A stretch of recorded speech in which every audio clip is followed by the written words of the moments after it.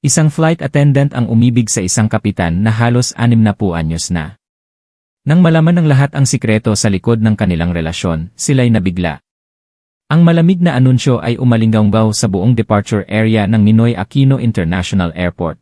Hudyat na ang flight ER-320 ay malapit nang lumipad patungong Tokyo. Si Amara, isang bata at ambisyosang flight attendant para sa nakatakdang flight na yon, ay kalalabas lang mula sa briefing room. Hawak niya ang mga dokumento ng kanilang flight schedule, ngunit sa kabila ng pagod mula sa magdamag na duty, hindi maitago sa kanyang mga mata ang profesionalismo at dedikasyon na hinubog ng panahon. Payat ang pangangatawan ni Amara. Hindi man perpekto ang kanyang mukha, mayroon itong kakaibang karisma na nakakaakit. Bawat hakbang niya ay puno ng kumpiyansa, gaan, at pino, na para bang ipinanganak siya para sa kalangitan. Sa halos 3 taon niyang serbisyo, wala pang reklamo na natanggap si Amara mula sa mga pasahero, at hindi rin siya nasangkot sa anumang tsismis tungkol sa mga piloto, isang bagay na pangkaraniwan na lang sa industriya. Ngunit ngayon, isang hindi inaasahang unos ng damdamin ang yayanig sa kanyang mundo. Dahil ang kapitan ng flight na ito ay si M. Reyes, isang buhay na alamat na laging bukang bibig ng mga flight attendant. Sabi nila, kung maibabalik lang ang panahon ng 20 taon, walang babaeng makakatanggi sa kanyang karisma. Sa edad na 58, si M. Reyes ay isa sa mga pinakabeteranong kapitan ng airline. Matangkad, may mga puti ng hibla ang buhok, ngunit ang kanyang mga mata ay nagniningning at ang kanyang boses ay malalim at kaakit-akit. Hindi pa kailanman nakasama ni Amara sa flight si M. Reyes. Kilala niya lang ito sa mga kwento bilang isang perpektong modelo ng profesionalismo, isang lalaking strikto sa trabaho, ngunit magalang at patas sa lahat. Pumasok siya sa cockpit para bumati, suot ang kanyang profesional na ngiti. Ngunit sa sandaling nagtama ang kanilang mga mata, tila tumigil ang pagtibok ng puso niya.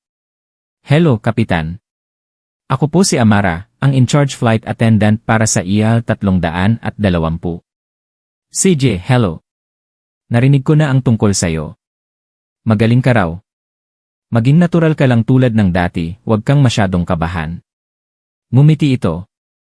Ang boses niya ay sapat na malalim para magpanatili ng distansya, ngunit sapat na mainit para pakalmahin ang naguguluhang puso ni Amara. Hindi niya maintindihan kung bakit, pero mula sa pagtatamang iyon ng kanilang mga mata, nakaramdam siya ng pamilyar na pakiramdam kay M. Reyes.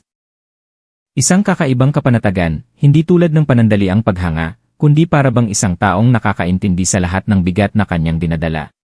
Sa loob ng mahigit 5 oras na biyahe, perpektong ginawa ni Amara ang kanyang trabaho, ngunit ang isip niya ay laging napupunta kay M. Reyes, ang lalaking may mahinahong mukha, matatag na mga kamay sa manibela, at malalalim na mga matang tila naglalaman ng isang karagatan ng mga kwento. Nang marahang lumapag ang eroplano sa Tokyo sa ilalim ng papalubog na araw, tumayo si Amara sa pinto para magpaalam sa mga pasahero. Dumaan si M. Reyes, biglang huminto at bumulong, sapat lang para siya ang makarinig, salamat. Ito ang unang flight sa halos 30 taon kong pagpipiloto na naging ganito kakomportable. Natulala si Amara habang pinapanood ang likod nitong papalayo. Nanatili siyang nakatayo ng ilang segundo, hindi na malayang napahigpit ang hawak sa kanyang uniforme. Ito na ba ang simula ng isang bagyo sa kanyang puso na hindi niya pa nararanasan? Matapos ang lahat ng proseso, dinala ang buong crew sa isang marangyang hotel malapit sa Narita Airport para magpahinga. Maganda ang hotel, ngunit malamig ang pakiramdam, bawat isa ay may sariling kwarto, sa isang nakakabinging katahimikan. Ganito ang buhay ng isang flight attendant. Sunod-sunod na biyahe, mga pagkain mag-isa, malungkot na pagtulog, at minsan, isang pilit na ngiti sa salamin para lokohin ang sarili na okay lang siya. Naupo si Amara sa tabi ng bintana, ang mga ilaw ng Tokyo ay malabo, parang isang malayong alaala. Hawak niya ang isang tasang mainit na tsaa, habang paulit-ulit na naririnig sa isip ang sinabi ni M. Reyes, ang pinakakomportableng flight sa loob ng 30 taon. Bakit ang isang simpleng pasasalamat ay ganito na lang ang epekto sa kanya? Dahil ba siya ang unang nagbigay ng papuri sa kanya, o dahil sa malalalim niyang mga mata? Umiling si Amara, pinagtawanan ang sariling kahangalan. Ano ba itong iniisip ko? Mahigit 30 taon ang agwat namin at may pamilya na siya dati. Impossible. Ngunit ang puso, gaya ng dati, ay hindi nakikinig sa rason. Sakto namang tumunog ang kanyang telepono. Isang text mula sa kanyang assistant, may gustong mag-aya sa iyo ng tsaa sa lobby. Hulaan mo kung sino. Kumunot ang noo ni Amara at sumagot, siguro si Angelo, yung co-pilot. Ang reply ay dalawang salita lang, mali. Si Kapitan. Nanginig ang kamay ni Amara. Mabilis niyang ibinaba ang tsaa, pumasok sa banyo, at naghilamos para mahimasmasan. Hindi niya alam kung kinakabahan siya, naku-curious, o simpleng pagiging magalang lang. Ngunit nang tumingin siya sa salamin, namumula na pala ang kanyang mga pisngi. Ang lobby ng hotel ay may maliit na Japanese-style tea house. Tahimik, tanging mahinang musika lang ang maririnig. Nandoon na si Amy Reyes, nakasuot ng simpleng damit, isang light gray na polo na lalong nagpatingkad sa kanyang seryosong mukha. Umupo ka. Hindi ko intensyong mang-istorbo, sadyang napakaganda lang ng Tokyo sa panahong ito, at sayang naman kung mag-isa lang akong titingin. Sabi niya habang nakatingin sa hardin sa labas. Dahan-dahang tumango si Amara at umupo, menjaga jarak yang kukop. Salamat po, Kapitan. Nagulat din po ako sa imbitasyon. Reyes na lang. Sa labas ng trabaho, ayoko ng mga titulo. Unti-unting naging komportable ang usapan. Hindi na sila kapitan at flight attendant, kundi dalawang taong matagal nang nag-iisa. Ikinuwento ni Amara ang kanyang ina, na nag-asawang muli noong 10 taong gulang pa lang siya. Ikinuwento niya ang mga gabing lumilipad sila sa gitna ng bagyo, pero kailangan pa ring mumiti. Si Amy Reyes naman, ikinuwento ang kanyang mga unang biyahe, ang mga pagkakataong muntik na siyang mamatay, at ang kanyang kasal na tahimik na nagwakas. May isa akong anak na lalaki, pero sa nanay niya lumaki. Siguro kaedad mo na rin siya ngayon, sabi niya na may bigat sa mga mata. Nanahimik si Amara, hindi dahil sa hiya, kundi dahil parang pinipiga ang puso niya. Hindi niya maintindihan kung bakit ang malulungkot na kwento nito ay lalong nagpalapit sa kanya. Naghiwalay sila ng mag-aalas 11 na ng gabi. Bago pumasok sa elevator, may sinabi si Amy Reyes na ikinagulat ni Amara. Amara, hindi ko alam kung ano ang mangyayari sa hinaharap, pero salamat sa pakikinig mo ngayon. Bihira akong makahanap ng taong ganito kung gaan kausap. Nagsara ang pinto ng elevator. Naiwan si Amara, nakatulala, na para bang may kumakatok sa kanyang puso. At sa isang iglap, napagtanto niyang inaabangan niya ang susunod na flight, hindi dahil sa destinasyon, kundi dahil sa isang tao. Kinabukasan, sa crew lounge sa Narita Airport, propesyonal at seryoso pa rin ang lahat. Si Amara, suot ang kanyang uniforme at asul na scarf, ay mukhang perpekto at propesyonal. Ngunit siya lang ang nakakaalam na hindi siya nakatulog kagabi. Paulit-ulit niyang inisip ang mga mata ni Amy Reyes, ang mga salitang malumanay ngunit puno ng kahulugan. Sinisi niya ang sarili kung bakit ang dali niyang nahulog. Isang pasasalamat lang yon, magkatrabaho lang kami, kailangan kong dumistansya. Nang pumasok na ang crew sa eroplano, si Amy Reyes ay malamig at seryoso gaya ng dati, kalmadong nag-uutos sa pag-inspeksyon ng eroplano, walang bahid ng anumang emosyon. Nakaramdam ng kaunting pagkadismaya si Amara, na parabang ang usapan nila kagabi ay isang magandang panaginip lang. Tahimik niyang ginawa ang kanyang tungkulin, nagsilbi sa mga pasahero, at sumisilip paminsan-minsan sa cockpit, ngunit hindi sila nagkatinginan. Sinubukan niyang alisin ang lahat ng personal na iniisip, sinasabi sa sarili na oras ng trabaho at kailangan niyang maging propesyonal. Nang dumaan ang eroplano sa Taiwan, biglang dumilim ang kalangitan at nagsimulang umalog ang eroplano. Pumasok si Amara sa cockpit para mag-report. Kapitan, maayos naman po ang main cabin, pero mukhang takot sa taas ang pasahero sa 14 na li. Pinakalma ko na po siya. Mabuti, salamat. Sabi nito, pero ang mga mata ay nakatuon pa rin sa mga kontrol. Yumuko si Amara at tumalikod. Ngunit nang hahawakan na niya ang pinto, biglang nagsalita si Amy Reyes, Amara, huwag kang mag-alala dahil sa akin. Gusto ko lang sabihin na lahat ng sinabi ko kagabi ay totoo. Natigilan siya, hindi lumingon, at mahinang sumagot, hindi rin po ako sanay na may taong nagiging totoo sa akin. Nagsara ang pinto ng cockpit. Sa gitna ng pag-alog sa himpapawid, may dalawang pusong sabay na kumakabog para sa isa't isa. Nang gabing iyon, pagkatapos ng ligtas na paglapag sa Maynila, umuwi si Amara sa kanyang maliit na apartment sa Quezon City. Mag-isa siyang nakatira, walang alagang hayop, walang halaman. Maayos ngunit malamig ang bahay, tulad ng kanyang kaluluwa sa mga nagdaang taon. Binuksan ni Amara ang kanyang laptop at nakita ang isang pribadong email. Galing kay Kapitan Reyes, na may subject na, kung papayag ka, pwede ba tayong magkita ulit? Natigilan siya sa harap ng screen. Ang puso niya ay kumakabog, ngunit ang isip niya ay sumisigaw na hindi pwede. Masyado siyang matanda, may pamilya na dati, huhusgahan siya ng mga tao, magiging sentro siya ng tsismis. Ngunit ang mga daliri niya ay kusa pa ring pumindot sa reply button at nag-type ng maikling sagot, kung seryoso ka, magkikita tayo. Pero ikaw ang pipili ng lugar. Sabado ng gabi, sa isang tahimik na coffee shop sa isang eskinita malapit sa La Mesa Eco Park, kung saan mahina lang ang tunog ng piano at mainit ang dilaw na ilaw. Pumasok si Amara at nakita si Emmy Reyes, malalim ang iniisip habang nakatingin sa labas.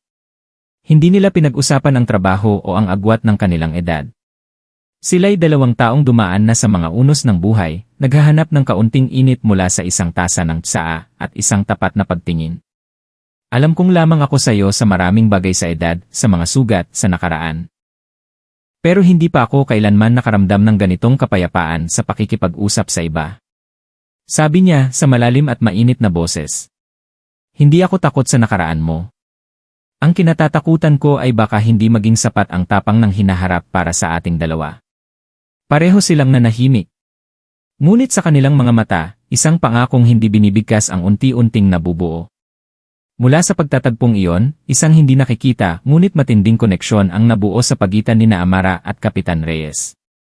Hindi ito maingay o lantad, ngunit sapat na malalim para malaman nilang pumapasok sila sa isang delikadong teritoryo ng damdamin, kung saan kahit isang sulyap lang ay sapat na para magwala ang kanilang mga puso.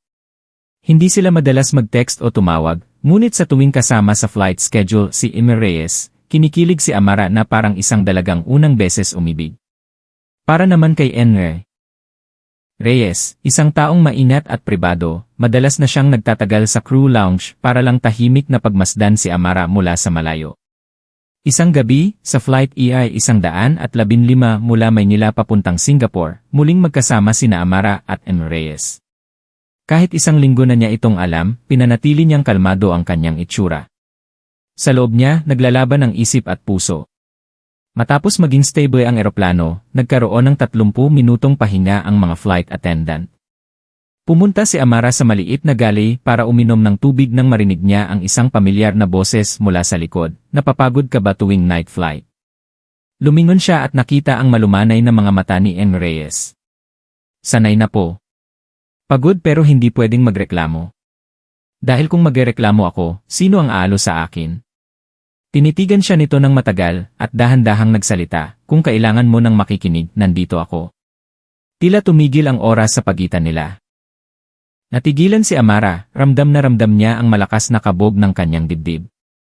Ilang beses niyang sinabi sa sarili na ito ay paghangalang, respeto sa isang veteranong lalaki, ngunit sa sandaling iyon, alam niyang umiibig na siya. At marahil ganoon din siya. Pagbalik sa Maynila, inihatid ng crew bus ang lahat sa likod ng airport. Nagmamadali ang lahat na umuwi, ngunit nag-alok si Emmy Reyes na ihatid si Amara. Nag-alinlangan siya sandali bago tumango.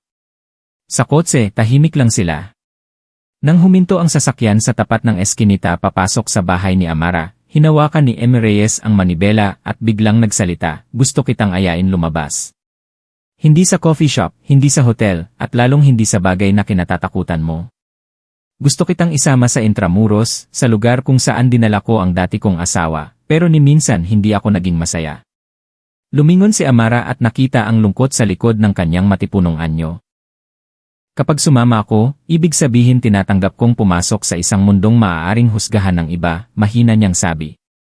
Hindi mo kailangang sumagot agad. Pero kung kahit minsan lang ay maramdaman mong hindi ka nag-iisa, kahit sa loob lang ng ilang oras, tawagan mo ako. Inabutan siya ni Emmy Reyes ng isang maliit na papel kung saan nakasulat ang kanyang personal na numero. Nakatayo si Amara sa tapat ng gate, pinapanood ang sasakyan niyang papalayo. Malamig ang hangin, ngunit hindi niya ito naramdaman. Sa kanyang kamay, nanginginig ang maliit na papel, tulad ng kanyang pusong nahuhulog sa isang lalaking walang edad, walang nakaraan, walang panghuhusgatanging busilak na kabutihan. Makalipas ang 3 araw, sunod-sunod ang flight ni Amara papuntang Thailand at Korea. Pagod na pagod siya, ngunit kakaiba, hindi na gaanong mabigat ang mga bayahe. Sa tuwing isinusuot niya ang kanyang uniforme at naglalagay ng lipstick, naaalala niya ang mga mata ni Emmy Reyes at ang malumanay nitong sinabi, kung kailangan mo ng makikinig, nandito ako. Hindi pa rin niya tinetext si Emma Reyes. Itinago niya ang papel sa kanyang pitaka na parang isang anting-anting. Alam niyang mayroon sa lalaki na nagpapahirap sa kanyang sumulong, ngunit hindi rin niya kayang umatras. Gabi, pagka-uwi niya mula sa busan, nakita niya ang isang lalaki na naghihintay sa ilalim ng puno ng nara. Sa ilalim ng madilaw na ilaw, tumayo ito si Marco, ang kanyang ex-boyfriend. Si Marco, ang dumurog sa puso ni Amara nang mahuli niya itong niloloko siya kasama ang sarili niyang best friend 2 taon na ang nakalipas. Dahil sa pagtataksil na yon, ilang buwan siyang hindi makatulog at kinailangan pang kumonsulta sa isang psychologist. At dahil din kay Marco, isinumpa niyang hindi na siya muling magmamahal ng walang pag-ingat. Amara, kanina pa kita hinihintay. Nanginginig ang boses ni Marco. Bakit ka naghihintay? Malamig na tanong ni Amara. Nagkamali ako. Sobrang mali ako.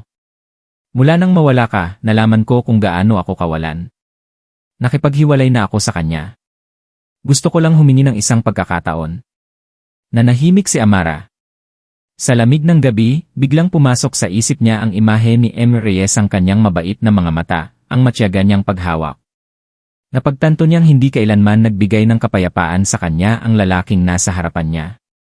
Hindi na ako ang Amara ng 2 taon na nakalipas, Marco. At hindi na rin ako ang babaeng nangangailangan ng lalaki dahil lang takot mag-isa. So, may iba ka na? Tanong ni Marco, dumilim ang mga mata. Hindi sumagot si Amara. Tumalikod siya, pumasok sa gate, at iniwan si Marco sa dilim. Walang sakit, walang lungkot, kundi isang kakaibang kalinawan. Nakalaya na siya sa anino ng nakaraan. Gabi, pagkatapos maligo, kinuha ni Amara ang maliit na papel mula sa kanyang pitaka at dinial ang numero.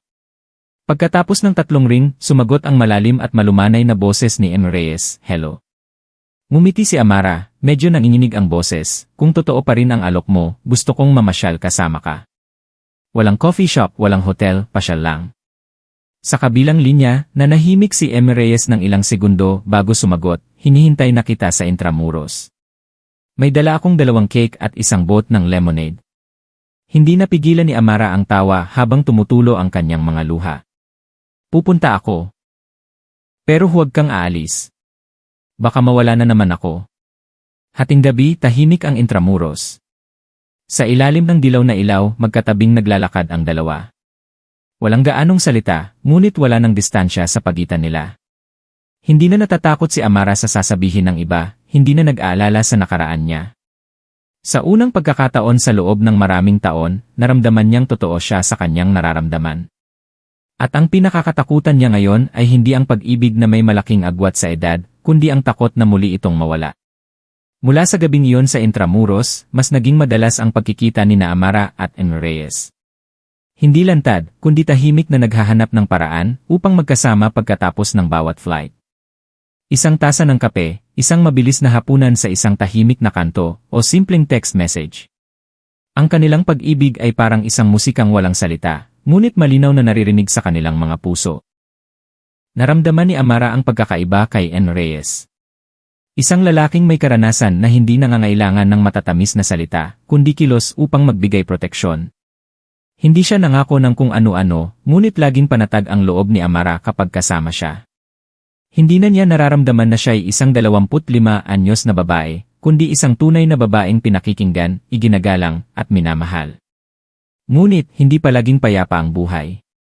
Isang hapon, pagka-uwi mula Cebu, narinig ni Amara ang 2 katrabaho na nagbubulungan. "Alam mo na ba? Si Amara, mukhang may relasyon kay Kapitan Reyes." "Ano? Diyos ko, malapit na siyang magretiro. Mas matanda pa sa tatay niya. Narinig ko sa mga bago, nakita raw silang kumakain sa labas, namamasyal pa." Sino nang mag-aakala? Natigilan si Amara, parang pinipiga ang puso niya. Pinilit niyang maging kalmado at mabilis na lumabas, nagkukunwaring walang narinig. Ngunit ang mga chismis ay parang karayom na tumutusok sa kanyang pagkatao. Gabi, hindi niya tinext si Emma Reyes. Naupo siya sa kanyang tahimik na kwarto. Hindi siya takot sa chismis, pero natatakot siyang baka maabala si Emma Reyes dahil sa kanya. Hindi makatulog, nag-text siya, "Nagsisisi ka ba? Dahil ako ang pinili mo." Ilang minuto lang, nag-reply ito, "Ang pinagsisisihan ko lang ay hindi kita nakilala ng mas maaga." Napaiyak si Amara. Hindi niya kailangan ng pangako ng habang buhay, kailangan niya lang ng isang taong hindi siya iiwan sa gitna ng unos. Hindi pa tapos ang pagsubok. Makalipas ang 2 araw, ipinatawag siya ng EE. Sa meeting room, isang mataas na opisyal ang nagsalita. Amara, nakatanggap kami ng ulat tungkol sa relasyon mo sa iyong superior, si Kapitan Reyes. Nakakaapekto ito sa imahe ng kumpanya. Kailangan mong pag-isipan ang iyong mga kilos. Hindi makapagsalita si Amara. Ang chismis ay lumabas na sa kanilang grupo. 1 linggo siyang sinuspinde sa paglipad. Paglabas ng meeting room, pakiramdam ni Amara ay nahuhulog siya sa kawalan. Lahat ng kanyang pinaghirapan at prinsipyo ay biglang nawasak. Gabi, nang tumawag si M. Reyes, hindi niya sinagot. Takot siyang marinig ang boses nito at hindi mapigilan ang pag-iyak. Ngunit sa pinakadesperadong sandali, may kumatok sa kanyang pinto. Si M. Reyes. Wala siyang sinabi, inabot lang niya ang isang folderang kanyang early retirement application. Tinitigan niya si Amara, malungkot ngunit desidido. Ayokong harapin mo ang lahat ng ito ng mag-isa, at ayokong maging pabigat sa iyo ang pagmamahal natin. Pero mawawala sa iyo ang lahat, umiiyak na sabi ni Amara. Hindi. Isang posisyon lang ang iwan ko, pero ikaw ang buong buhay na gusto kong ingatan. Napaiyak si Amara at niyakap siya. Sa labas, maingay pa rin ang syudad, ngunit sa loob ng maliit na kwartong iyon, may 2 taong piniling panindigan ang isa't isa, kahit palabag sa buong mundo. Opisyal na nagsumite ng kanyang early retirement si M. Reyes, tinapos ang halos 30 taong serbisyo sa airline. Mabilis na kumalat ang balita. May mga nanghinayang, may mga nagsismis, at may mga nagsabing naging mahina siya dahil sa isang hindi tamang pag-ibig. Para kay Amara, nang malaman niyang nag-resign ito dahil sa kanya, parang may mabigat na bato sa kanyang dibdib. Minahal siya, ngunit kasabay nito ay may utang na loob siyang hindi mababayaran.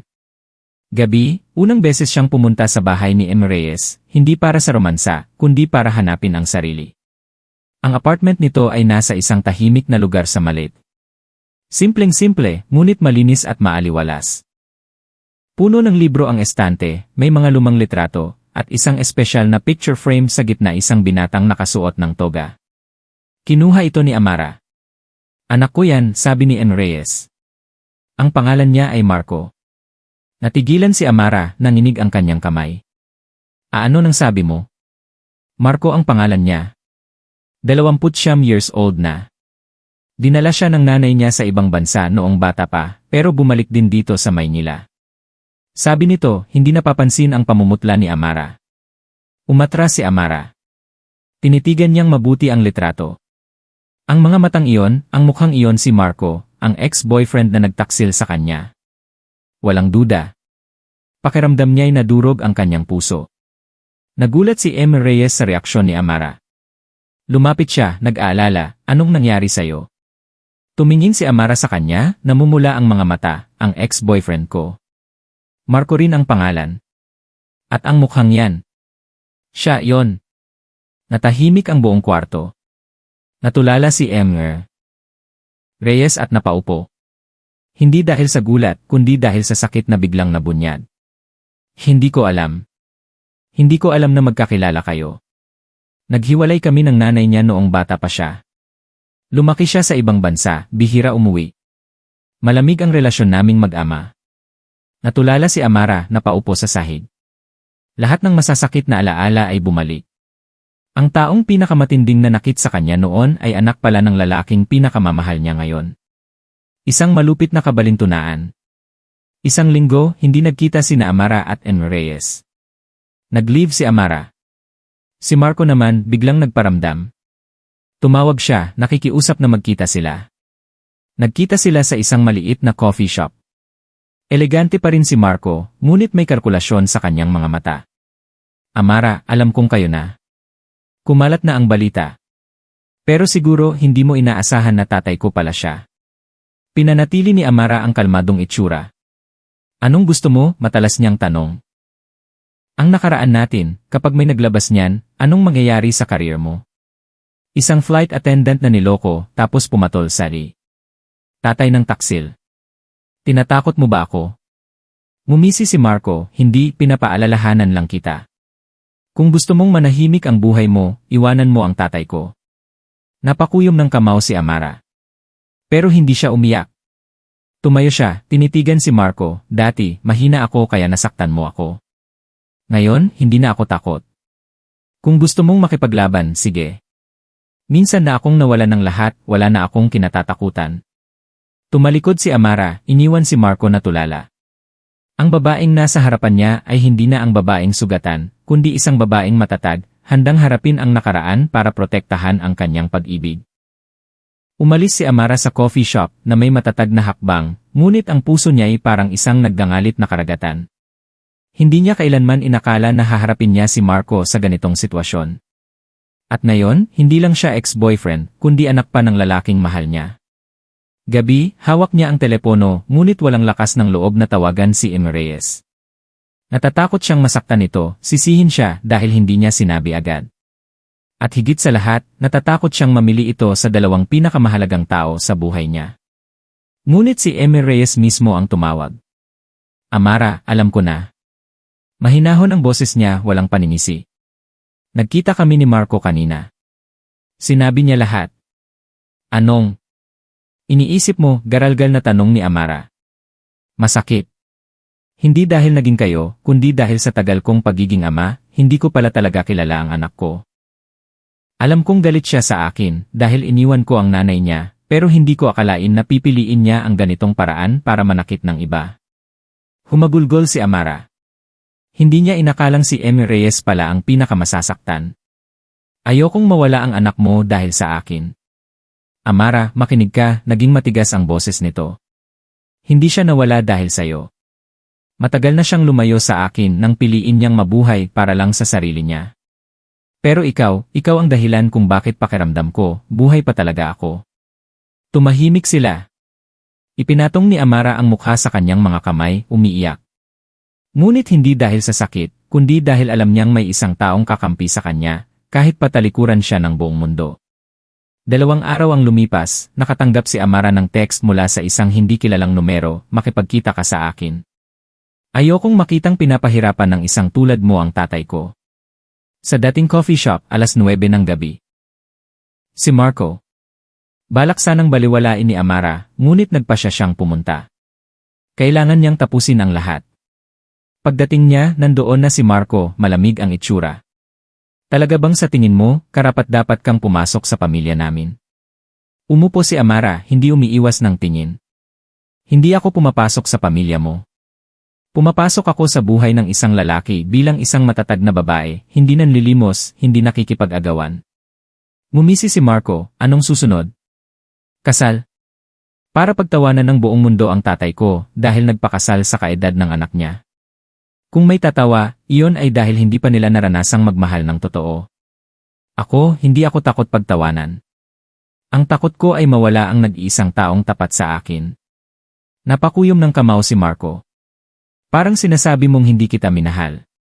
Hindi mo ako minahal. Sarili mo lang ang minahal mo. Noong sinaktan mo ako, ni hindi ka lumingon.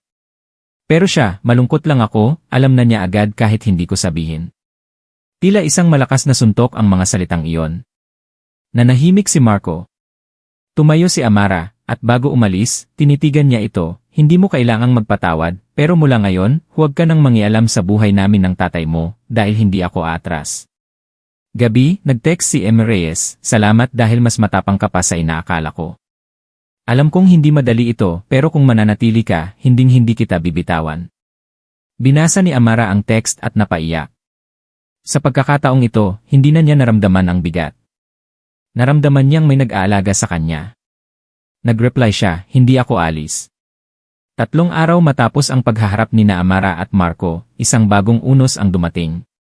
Hindi na mga banta o chismis, kundi isang taong hindi nila inaasahan, ang ina ni Marco, ang dating asawa ni Emmy Reyes, si Rhea Isabela. Si Emmy Isabela ay isang retiradong diplomat na namumuhay ng tahimik sa isang mansyon sa Makati. Pagkatapos nilang maghiwalay, halos hindi na sila nag-usap ni Emmy Reyes. Ngunit sa puso niya, mayroon pa ring sugat na hindi naghilom. Isang araw, nakatanggap si Amara ng tawag. Ikaw ba si Amara? Tanong ng isang babaeng nasa katanghaliang gulang. Opo. Ako si Isabela, ina ni Marco at dating asawa ni Reyes. Gusto kitang makausap. Bilang dalawang babae. Natigilan si Amara. Hindi niya inakalang aabot sa ganito ang lahat. Kinabukasan, nagkita sila sa isang tea house sa Escolta. Elegante si Cura Isabela. Hindi siya tumingin ng may paghamak, ngunit may pag-iingat sa kanyang mga mata. Hindi ako naparito para pahirapan ka, pero gusto kong itanong, seryoso ka ba sa relasyong ito? Diretsahan niyang tanong. Sumagot si Amara, opo. Hindi po ako lumapit kay M. Reyes dahil sa pera o awa. Nandito po ako dahil sa nararamdaman ko, sa kabutihang hindi ko na mahanap sa mga mas bata. Nanahimik si Enria Isabela. Kami ni Reyes, akala ng lahat perpekto ang pagsasama namin. Pero tahimik kaming naghiwalay. Dahil napagod ako. Napagod sa isang lalaking laging pinipili ang career, kaysa sa asawang nasa tabi niya. Hindi ko siya sinisisi. Pero nang makita kong handa niyang iwan ang lahat para sa isang babae, napagtanto kong siguro, hindi niya lang talaga ako minahal tulad ng pagmamahal niya sa'yo. Natigilan si Amara. Pero kailangan ko ring isipin si Marco. Anak ko siya. Nasaktan siya. Hindi niya matanggap na ang babaeng minahal niya ay mahal na ngayon ng sarili niyang ama. Wala po akong intensyong manira. Pero hindi ko po dapat pagbayaran ang pagkakamali ng iba. Sinundan ko lang po ang puso ko pagkatapos ng maraming sakit. Matagal na nanahimik si Cura Isabela. Sa huli, tumayo siya. Kung darating ang araw na mapagtanto mong kailangan ding huminto sa tamang oras, alalahanin mo ang usapan natin ngayon. At umalis siya. Gabi, dumating si M. Reyes. Naghiwalay kami ni Isabela dahil sa distansya, hindi dahil sa pagtataksil. Pero alam kong pakiramdam niya'y naiwan siya. Si Marco naman, hindi niya talaga ako napatawad. Baka ngayon, ikaw naman ang makaranas ng pressure na yon. Hinawakan ni Amara ang kamay nito. Hindi ako takot sa tingin niya. Ang takot ko ay baka isang araw, bumalik ka sa dati mong gawiang manahimik sa halip na protektahan ang taong nasa tabi mo. Tumingin si M. Reyes sa kanya, puno ng pasasalamat. Hindi na ako bata para magsimula ulit. Pero kung mabubuhay pa ako ng 10 taon, gusto kong bugulin ang mga taong yon kasama ka, ng buong katapatan at kabutihang ipinagkait ko sa iba. Sumandal si Amara sa kanyang balikat. Alam niyang minamahal niya ang isang lalaking nagkamali, ngunit ngayon ay alam na kung paano panghawakan ang tama. Akala nila'y titigil na ang lahat, ngunit may isang bagyong nag-aabang, at ang nagsimula nito ay si Marco. Lumabas sa social media ang isang anonymous post na may mga litratong kuha ni Amara at M. Reyes sa tea house. Ang caption, batang flight attendant, karelasyon ang kapitan na V60, natatay pa ng kanyang ex. Isang eskandalosong relasyon sa likod ng industriya. Pag-ibig ba ito o panlilin lang? Mabilis na nag-viral ang post, ang comment section ay puno ng pangungutya, kung walang ganda, sa diskarte na lang bumawi. Mas mahalaga na sa mga flight attendant ngayon ang posisyon kaysa moralidad. Pati ba naman tatay ng ex, anong klase yan? Nalaman ito ni Amara habang naghahanda para sa isang bagong trabaho. Namutla siya, nanginginig. Lahat ng kanyang prinsipyo ay tila naging isang biro. Ang mga dating kaibigan ay nanahimik. Pakiramdam niya'y tinalikuran siya ng mundo. Ngunit sa sandaling iyon, lumabas si M. Reyes para ipagtanggol siya. Sa kanyang lumang social media account, nag-post siya, "Ako, si Ricardo Reyes, dating kapitan, kinukumpirma kong seryoso ang relasyon namin ni Amara. Walang panluloko, walang mali sa moralidad. Kung kailangan ng mananagot, pangalanan niyo ako. Pero kung may gumagamit nito para pagtakpan ang sariling pagkakamali, mas mabuting tumigil ka na bago ka mismo ang mabunyag." Nahati ang opinyon ng publiko. May mga bumatikos pa rin, ngunit marami sa mga nakakakilala kay M. Reyes ang nagsimulang ipagtanggol siya. Si Kapitan Reyes ang pinakaseryosong taong kilala ko. Walang mali sa pag-ibig. Sa edad namin, ang makahanap ng pag-ibig pagkatapos ng 50 ay dapat pahalagahan. At nangyari ang hindi inaasahan. Isang babae ang nagsalita. Nag-comment siya sa post na may kasamang ebidensya, "Ako ang isa sa mga niloko ni Marco. Habang kami, may iba pa siyang babae. Muntik na akong mabuntis pero pinilit niya akong ipa-abort.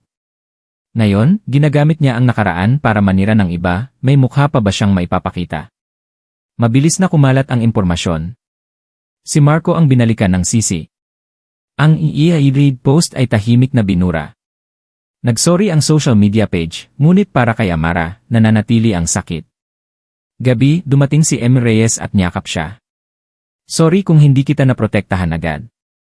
Pero kung kailangan kong isakripisyo ulit ang lahat, ikaw pa rin ang pipiliin ko. Umiyak si Amara, ngunit sa pagkakataong ito, ang kanyang luha ay hindi na dahil sa kahinaan, kundi sa ginhawa. Napagtanto niyang tanging tunay na pag-ibig lang ang makakapagbigay sa isang tao ng lakas na lumaban hanggang sa huli. Matapos ang lahat ng unos, nag-usap ng seryoso sina Amara at M. Reyes. Oras na para magdesisyon, magpapatuloy ba sila o hihinto na para wala nang masaktan pa? Isang hapon, tahimik na nagtimpla ng tsaa si M. Reyes habang si Amara ay nakaupo sa tabi ng bintana. Mas payat siya, ngunit mas matatag ang kanyang mga mata. Pagod ka na ba? Tanong nito. Pero ngayon ko lang naramdaman na nabubuhay ako ng totoo. Gusto kong kausapin ang nanay mo at si Marco sa huling pagkakataon. Pagkatapos, kung galit pa rin sila, hindi ko na ipipilit. Pero kailangan kong magsalita. Pumayag si M. Reyes. Alam niyang kailangan ni Amara ng kalinawan. Linggo ng umaga, sa bahay ni Elrea Isabela, naganap ang paghaharap. Nandoon si Elrea Isabela at si Marco. Pumasok si Amara, magalang na bumati. Salamat po sa pagpayag niyong magkita tayo. Hindi ko kayo pipigilan, sabi ni Elrea. Isabela, pero naisip mo na ba ang kahihinatnan? Isang buhay kasama ang lalaking 30 taon ang tanda sa'yo, na may nakaraang minsan ka ng sinaktan. Tumango si Amara. Opo, naisip ko na. Natakot ako at muntik ng sumuko. Pero napagtanto ko, ang pinakamasakit ay hindi ang edad o nakaraan, kundi kapag hindi kayang hawakan ng isang tao ang kamay mo sa harap ng maraming tao. Pero si M. Reyes, kaya niya. Tumawa si Marco, kaya o katangahan. Iniwan ang career para lang sa isang batang babae. Minsan mo na akong pinawalan ng tiwala sa lahat ng lalaki, pero ang tatay mo ang nagpabalik nito. Pinili niya ako, kasama ang lahat ng sugat at magulo kong nakaraan. Kaya wala kang karapatang mangutya. Nanahimik ang kwarto. Alam mo, kapag pumasok ka sa pamilyang ito, marami kang maririnig na chismis. Mapapagod ka, sabi ni Elrea Isabela. Handa ka na ba talaga? Huminga ng malalim si Amara. Hindi po ako sigurado kung aabot kami hanggang sa dulo, pero sigurado ako, kung hindi ko ito susubukan, pagsisisihan ko habang buhay. Wala nang sinabi si Elrea Isabela. Nagtapos ang pag-uusap, walang sigawan, walang luha. Para kay Amara, sapat na yon. Gabi, naglakad sila sa labas. Okay ka lang, tanong ni M. Reyes. Akala ko masasaktan ako, pero gumaan ang pakiramdam ko. Ngumiti ito, isang ngiti ng tao ngayon lang nakahanap ng kapayapaan. Sumandal si Amara. Hindi ko kailangan ang pagtanggap ng lahat. Kailangan ko lang na huwag mong bibitawan ang kamay ko. Sa ilalim ng ilaw, tahimik silang nagpatuloy. Dahil ang pag-ibig, kapag sapat na ang lalim, ay hindi na nangangailangan ng maraming salita. Hanggat magkahawak kamay sila, walang chismis ang makakapagpatumba sa kanila. 3 buwan ang lumipas, nagsimula ng bagong kabanata sa buhay sina Amara at M. Reyes. Hindi na sila nagtatago. Simple nilang ipinamuhay ang kanilang pinili. Tuwing umaga, si M. Reyes ang nagtitimpla ng tsaa at naghahatid kay Amara sa trabaho gamit ang luma niyang scooter. Si Amara naman, hindi na bumalik sa dating airline. Nagtayo siya ng isang maliit na training center para sa mga kabataan, isang bagay na matagal na niyang pangarap. Si Amara ang nagtuturo sa gabi at sa umaga'y gumagawa ng lesson plan. Hindi magarbo pero ito ang buhay na pinili niya. Si M. Reyes, na plano sanang magpahinga, ay nagsimulang tumulong nang makita niyang pagod na pagod si Amara. Nag-volunteer siyang magturo ng tungkol sa passenger psychology. Dahil sa 30 taon niyang karanasan, bawat kwento niya ay hinahangaan ng mga estudyante. May mga gabing 7 lang ang estudyante nila, pero buong puso pa rin silang nagtuturo. Isang gabi, umulan at nawalan ng kuryente, pero gamit ang flashlight ay tinapos ni Amara ang lecture. Nasa likod si M. Reyes, tahimik siyang pinapanood. Unti-unting nawala ang chismis. Si Marco ay tuluyan ng nanahimik. Si Elrea Isabela, paminsan-minsan ay nangangamusta kay Amara, na para bang kailangan niya ng panahon para maintindihan ang lahat. Isang gabi, habang naghahanda ng lecture si Amara, dinalhan siya ni M. Reyes ng gatas. May tanong ako, sabi nito. Ano po yon? Kung isang araw, hindi na ako makalakad ng mabilis, nanginginig na ang kamay ko, magiging abala ba ako sa'yo? Ngumiti si Amara. Ang takot ko lang ay baka isang araw, hindi na ako bata para panoorin kang matulog. Gusto kitang pakasalan. Walang malaking handaan, walang magarbong damit. Isang simpleng salu-salo lang kasama ang mga estudyante mo, at isang papel na magpapatunay na hindi lang kita kasintahan, kundi asawa. Natigilan si Amara. Hindi niya kailanman pinangarap ang kasal. Pero ang simpleng alok na yon, walang singsing, walang luhod, ang nagpaiyak sa kanya. Pumapayag ako. Pero may isang kondisyon. Ano yon? Kailangan mong mabuhay ng matagal, para tuwing umaga, may magtitimpla pa rin ng tsaa para sa akin, at tuwing gabi, kahit gaano ako kapagod, may maghihintay sa pag-uwi ko. Niyakap siya ni M. Reyes. Sa labas, mahina ang ulan. Sa loob ng maliit na kwarto, may 2 tao at isang pag-ibig na pinaghirapang protektahan, tulad ng isang bulaklak na tumubo sa bato na mumukadkad pa rin, mabango pa rin. Ang kasal ay ginanap sa isang maliit na hardin. Walang magarbong entablado, kundi ilang malalapit na kaibigan at estudyante. Nakasuot ang bride ng simpleng Filipiniana, habang si M. Reyes ay naka-light gray na suit. Sa edad na halos 60, ngayon lang siya kinabahan ng ganito. Isang dating estudyante niya ang nagbigay ng mensahe, akala ko, ang mga piloto ang pinakamatapang. Pero ngayon, nakikita kong mas matapang si Sir Reyes, dahil hinarap niya ang lahat para sa pag-ibig. Nagpalakpakan ang lahat. Naluha si Amara. Ang pag-ibig, kapag dumaan na sa maraming pagsubok, ay hindi na kailangan ng paliwanag. Ang pinakamalaking sorpresa ay nang dumating si Marco. Hindi siya imbitado, ngunit tumayo siya sa malayo. Hindi na nagalit si M. Reyes, tanging kapayapaan na lang ng isang amang tumanggap na hindi lahat ay maaaring pilitin. Lumapit si Marco at nag-abot ng sulat kay Amara. Hindi mo kailangang basahin agad. Mga huling salita lang mula sa isang taong maraming pagkakamali. At umalis siya. Hindi isang pilit na paghingi ng tawad, kundi isang pagpaparaya. Gumaan ang loob ni Amara. Hindi na siya galit, hindi na nasasaktan. Ang nakaraan ay isa na lang anino, at sapat na siyang malakas para tumayo sa liwanag. Gabi, naupo sila sa labas. Hindi ko akalain na darating si Marco, sabi ni Eng Reyes. Siguro kailangan din niyang magparaya, tulad natin. Hindi para mapatawad, kundi para magsimula ulit sa sarili niyang paraan. Natatakot ka ba? Tanong nito. Hindi. Dahil sa huli, ang pinakamagandang bagay sa mundo ay hindi ang makasal sa mayaman o bata, kundi sa taong handang samahan ka sa gitna ng bagyo. Ngumiti si Emer Reyes. Sa ilalim ng puno, 2 taong tila magkaiba ang mundo ay magkatabi na ngayon na parabang itinakda ng tadhana. Ang kanilang pag-ibig ay hindi na kailangan ng pagpapatunay mula sa iba, dahil sila mismo ang nagpatunay nito sa isang mahabang paglalakbay ng paghihintay, pakikibaka, at sa huli, pagpapatawad. Ang buhay nila pagkatapos ng kasal ay naging mapayapa hanggang sa nagsimulang mag-iwan ng marka ang panahon. Araw-araw pa ring nagtuturo si Amara. Ngunit si Emi Reyes ay nagsimulang makaranas ng pananakit ng katawan at pagkahilo. Isang beses, habang nagle-lecture, muntik na siyang matumba. Dinala siya ni Amara sa doktor. Ang sabi, mild circulatory issues at unstable blood pressure. Kailangang bawasan ng stress. Okay lang yan, tumatanda na eh. Basta hindi pa kita nakakalimutan, pabirong sabi ni El Reyes.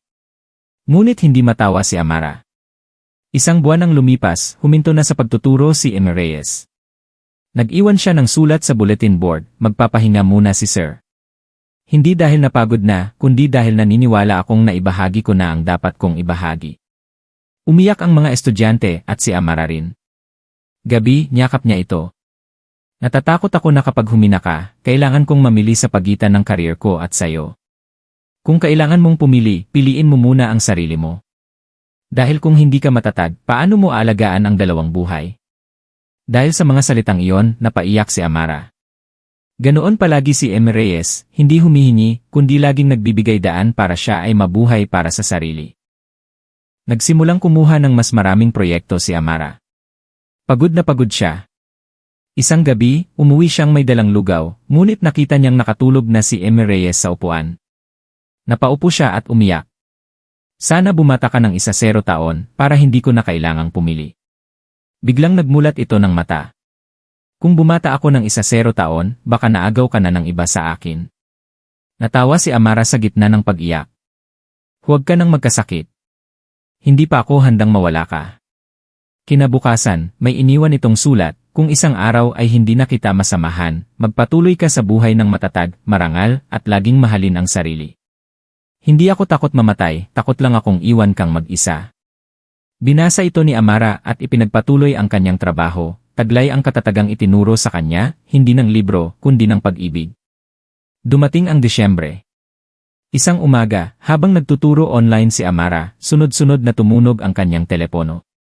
Miss Amara, si M. Reyes po hinimatay. Dinala na po namin sa ospital. Nanigas si Amara. Binitiwan ang lahat at nagmamadaling pumunta sa ospital. Sa unang pagkakataon, natakot siya ng sobra. Pagdating niya, nasa emergency room na si M. Reyes. Sabi ng nurse, may history po ng high blood pressure ang pasyente, nagkaroon po ng mild stroke, buti na lang nadala agad. Napaupo siya, hindi mapigilan ang pag-iyak. Ang lalaking dati nagpapalipad ng eroplano ay nakahiga na ngayon sa likod ng pintong iyon. Isang oras ang lumipas, sinabing stable na si M. Reyes. Pumasok si Amara. Hindi ko pa nasasabi sa iyo na tinanggihan ko ang offer na maging training manager. Hindi na ako alis dahil pinili kong manatili dito kasama mo. Kahit nakapikit, bahagyang gumalaw ang kamay ni M. Reyes. Naging mahirap ang mga sumunod na araw. Sa umaga, inaalagaan niya si M. Reyes. Sa gabi, natutulog siya sa upuan sa ospital. Nagsimulang maubos ang kanilang ipon. Minsan, nanghihiram siya ng pera. Sa tuwing susubukan ni M. Reyes na mag-sorry, nagagalit siya. Bawal kang mag-sorry. Ang pwede mo lang gawin ay gumaling. Hindi ako takot sa sakit, takot lang akong mapagod ka at iwan mo ako. Aalis ako, umiti siya habang umiiyak, pero para bumili ng gamot mo. Isang gabi, nakatanggap siya ng text mula kay Emria Isabela, Amara, nalaman ko na. Kung may kailangan ka, sabihin mo lang. Kahit ano pa ang nakaraan, pamilya ka na ngayon. Sa unang pagkakataon, humagulgol si Amara.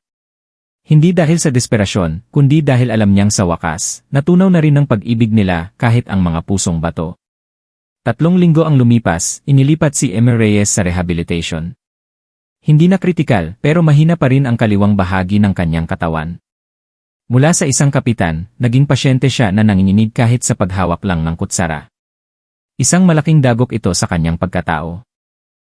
Naramdaman ito ni Amara. May mga gabing umiiyak siya ng tahimik. Isang umaga, pumasok si Amara na may dalang bag, uniforme ko.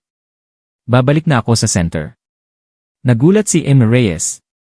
Hindi mo kailangang magmadali. Umupo si Amara. Alam ko.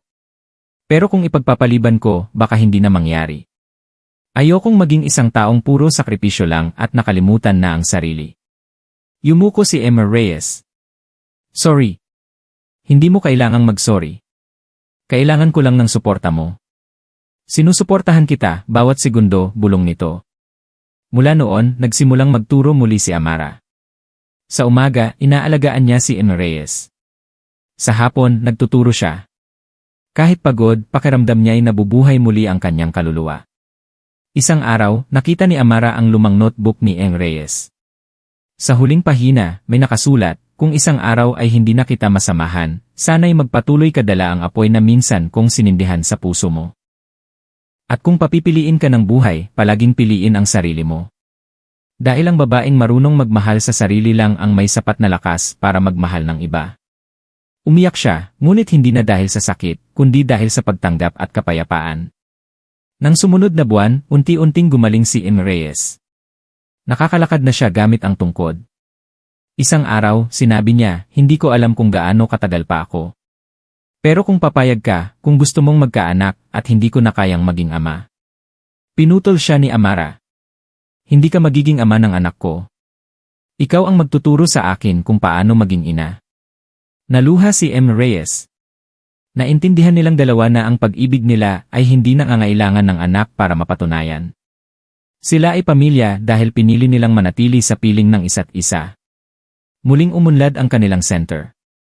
Si M. Reyes naman, kahit hindi na nagtuturo, ay masaya na sa panonood kay Amara mula sa isang sulok. Ngiti ng isang taong alam na tama ang pinili niyang mahalin. Nang sumunod na tagsibol, nakatanggap si Amara ng balita. Nanalo siya ng 6 na buwang scholarship sa Singapore. Isa itong pambihirang pagkakataon. Ngunit ang kondisyon ay kailangan niyang manatili sa Singapore sa loob ng 6 na buwan. 6 na buwan. Para sa isang lalaking nagpapagaling, ito'y isang napakatagal na panahon. Gabi, hindi nagsalita si Amara. May problema ba? Tanong ni Reyes. May scholarship ako sa Singapore, 6 na buwan. Natahimik sila. Anong plano mo? Tanong nito. Hindi ko pa alam. Siguro hindi na ako tutuloy. Hindi kita pwedeng iwan mag-isa. Bumuntong hininga si Reyes. Amara, naaalala mo ba ang sinabi ko? Kung kailangan mong pumili, piliin mo ang sarili mo. Natatakot ako, baka pag alis ko, hindi na ako makabalik sa tamang oras. Hindi yan mangyayari, sabi nito. Hindi ko kailangan na nasa tabi kita 24 paghahati 7. Ang kailangan ko ay isabuhay mo ang itinuturo mo. Na ang isang babae ay dapat maging matatag. Kaya kong alagaan ang sarili ko. Pero hindi ko kayang mabuhay sa isiping pinalampas mo ang isang pagkakataon dahil sa akin. Mas masakit pa yan kaysa sa sakit ko. Humagulgol si Amara. Hahayaan mo ba talaga akong umalis? Basta mangako kang babalik ka. Pangako. Sa araw ng kanyang pag-alis, inihatid siya ni Reyes sa airport. 6 na buwan lang, hihintayin kita. Kung namimiss na kita, tatawag ako. Pero kung hindi, hindi dahil nakalimutan kita, kundi dahil gusto kong mag-focus ka sa pag-aaral mo. Niyakap siya ni Amara na para bang huling beses na. Tatawag ako gabi-gabi. At ako, matututo akong mamuhay ng dahan-dahan, matututong mamiss ka nang hindi ka iniistorbo. Nang lumipad ang eroplano, alam ni Amara na kapag nangahas siyang mabuhay para sa sarili, doon lang niya tunay na mapapangalagaan ang taong mahal niya. At si Reyes, sa kanyang maliit na kwarto, tumingin sa langit at mumiti. Lumipad ka lang, Amara. At pagbalik mo, nandito pa rin ako, ang iyong magiging pinakapayapang kanlungan. Sa Singapore, naging abala si Amara. Gabi-gabi, tumatawag siya kay Reyes. Ang kanilang kwentuhan tungkol sa mga simpleng bagay ay sapat na para gumaan ang kanyang loob. Ngunit unti-unti pumasok ang distansya. Sa ikatlong linggo, isang bagong instructor mula sa England, si Thomas, ang dumating. Palabiro at matalino, agad niyang nakuha ang atensyon ng lahat, lalo na ni Amara. Madalas niya itong tanungin at purihin. Isang gabi, inay ni Thomas si Amara na kumain kasama ang grupo. Noong una'y tumanggi siya, pero pumayag din para hindi masabing suplada. Naging malinaw ang interes ni Thomas. At nang malaman niyang kasal na si Amara sa isang mas matandang lalaki, hindi niya naitago ang pagkagulat. Talaga? Amara, mukha kang masyadong bata para magkaroon ng asawang retirado na. Ngumiti si Amara. Hindi pa siya retirado sa puso ko. Natahimik si Thomas. Gabi, late na umuwi si Amara. Sinabi niya lang kay Reyes na may group meeting sila. Hindi nagtanong si Reyes, pero nakaramdam ng kaunting kirot si Amara. Hindi dahil kay Thomas, kundi dahil sa unang pagkakataon, naramdaman niyang nagkakasala siya sa sarili. Sa Maynila, nagsimulang humina si Reyes. Isang umaga, nadulas siya sa banyo. Nang tanungin kung tatawagan ng asawa niya, umiling siya. Huwag, abala siya sa pag-aaral. Nagpadala lang siya ng text, nakita ko ang isang lumamong sulat. Pagkabasa ko, gusto kitang sulatan ulit. Nabasa ito ni Amara at napaiyak. Tinawagan niya ito pero hindi sumasagot. Nag-text ito pagkatapos ng 30 minuto, nakatulog ako. Okay lang ako. Ngunit alam ni Amara na may itinatago ito. Isinulat ni Amara sa kanyang talaarawan, ang mahirap sa pagmamahal sa mas matanda ay kung paano mo mabubuhay ang sarili mo nang hindi siya nawawala sa mga sandaling hindi mo namamalayan. Isang maulang hapon sa Maynila, muling nadulas si Reyes. Dinala siya sa ospital. Sa Singapore, habang naghahanda para sa kanyang graduation, nakatanggap si Amara ng tawag mula sa doktor, asawa po ba kayo ni Ricardo Reyes? Nasa special care po siya, may panganib na muli siyang ma-stroke. Natigilan si Amara. Binitiwan niya ang telepono. Tinawagan niya ang kapitbahay, at kinumpirma nilang nasa ospital si Reyes, at ayaw nitong ipaalam sa kanya dahil malapit na siyang magtapos. Kinabukasan, nasa Changi Airport na si Amara. Nag-file siya ng leave of absence, nag-iwan ng mensahe, natutunan ko na ang lahat ng dapat kong matutunan, hindi sa klase, kundi sa pagkaunawang maaaring mawala ang taong mahal mo kung hindi mo siya agad hahawakan. Dumating siya sa Maynila ng 1:00 ng madaling araw. Dumiretso siya sa ospital. Nakita niya si Emma Reyes sa salamin at humagulgol siya. "Sir, umuwi na ako. Hindi ka pwedeng mauna. Hindi pa ako tapos sa exam, hindi mo pa ako nakikitang graduate." Hinawakan niya ang malamig nitong kamay. 3 araw ang lumipas, nagkamalay si Emma Reyes. "Umuwi ka?" mahina niyang tanong. "Hindi. Nagpahinga lang para bantayan ka." Umiti ito ng maputla. Sabi ng huwag nang mag-sorry, sabi niya. Sa sandaling iyon, alam niyang bawat sandali kasama ito ay isang regalo. 2 linggo ang lumipas, umuwi na si Emma Reyes. Nagpatuloy si Amara sa pagtatrabaho online para maalagaan siya. Isang hapon, sinabi ni Emma Reyes, "Hindi ko na alam kung gaano ako katagal. Pero kung papayag ka, gusto kong gamitin ang ipon ko para palakihin ang center. Pangalanan nating Hangin at Ulap. Ikaw ang hangin na naglalakbay. Ako ang ulap na tahimik na sumasabay sayo." Napangiti si Amara sa gitna ng kanyang mga luha. "Paano kung isang araw, maging ulan ka? Kung gayon, babagsak pa rin ako patungo sayo." Ang kanilang kwento ay naging simbolo ng katapatan. Marami ang nag-enroll hindi lang para maging flight attendant, kundi para marinig ang kanilang kwento. Isang kwento na walang prinsipe o prinsesa, kundi 2 taong pinili ang isa't isa kahit walang pumipili sa kanila. Setyembre, lalong humina si Emma Reyes. Alam nilang pareho na hindi na magtatagal, ngunit walang nagsasalita. Sa halip, namuhay sila bawat araw na parang huli na. Isinarapan samantala ni Amara ang center. Isang araw, inabutan siya ni Emma Reyes ng mga lumang sulat. "Ito ang mga sinulat ko para sa iyo sa loob ng 1 taon. Kung mauna man ako, basahin mo ito isa-isa bawat linggo para isiping sinusulatan pa rin kita. Hindi ko kailangan ng sulat, kailangan ko lang na manatili ka dito kahit 1 linggo pa," umiiyak niyang sabi. "Mananatili ako hanggang sa graduation mo." 3 araw ang lumipas, nakatanggap si Amara ng kumpirmasyon. Bibigyan siya ng parangal bilang natatanging mag-aaral na nakatapos ng may pinakamataas na marka sa kabila ng pagliban. Ang tanging hiling niya ay maisama ang kanyang asawa, si Emma Reyes.